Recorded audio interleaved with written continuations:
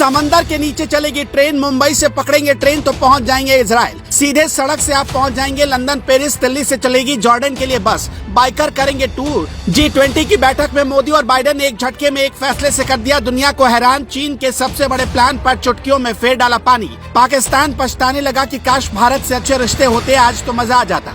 बांग्लादेश और मॉरिशस जैसे देशों की किस्मत बदल देने वाले भारत ने अचानक एक आइडिया जब दुनिया को बताया तो दुनिया का कोई भी देश मना नहीं कर पाया।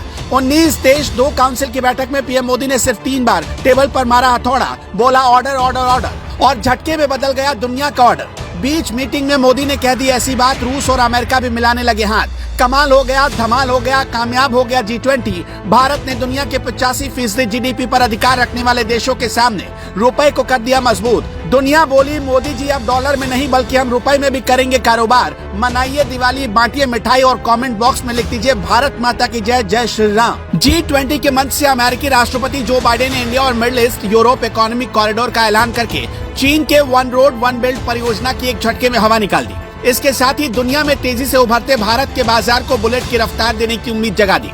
G20 की इस बैठक में जिस नए कॉरिडोर का प्रस्ताव पास हुआ वो भारत से लेकर जॉर्डन और इजराइल तक जाएगा। चीन ने इससे पहले बेल्ट एंड रोड इनिशिएटिव की शुरुआत की थी, जिसका मकसद मिडिल ईस्ट के बाजार पर दबदबा कायम करना था, लेकिन चीन का ये ख्वाब अधूरा रह गया। इस बीच भारत से यूरोप तक जाने वाले इस नए कॉरिडोर के ऐलान से चीन को बहुत बड़ा सदमा लगा है।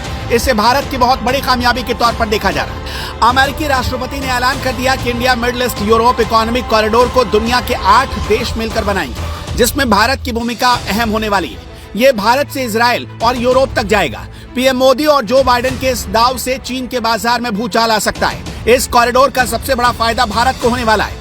इससे भारत के विकसित होने और दुनिया के सबसे बड़े इकोनॉमी वाले देश होने का सपना भी साकार हो सकेगा।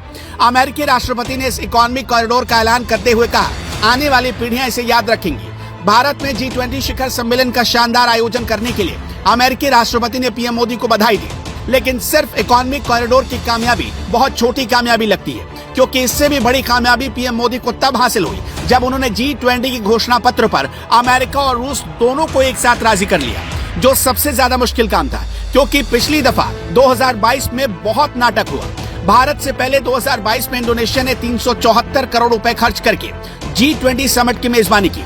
समिट के आखिरी दिन जब घोषणा पत्र जारी करने की बात आई तो रूस और अमेरिका में यूक्रेन की स्थिति को लेकर आपस में ठन गई। समिट को फेल होने से बचाने के लिए इंडोनेशिया के राष्ट्रपति जोको विडोडो ने डिप्लोमेसी का सहारा लिया। उन्होंने रूस के विदेश मंत्री सर्गेई लावरोव से मुलाकात की। जोको विडोडो ने लावरोव को घोषणा पत्र जारी होने से पहले ही वापस रूस चले जाने के लिए राजी कर लिया, लेकिन भारत ने इस चुनौती को चुटकियों में पार कर लिया। और इसलिए कहते हैं कि जो नामुमकिन को भी मुमकिन बना दे, उन्हीं का नाम है नरेंद्र दामोदर दास मोदी। मोदी के इस फैसले पर और इस उपलब्धि पर आप उन्हें कैसे बधाई देना चाहती हैं? कमेंट बॉक्स में बताइएगा।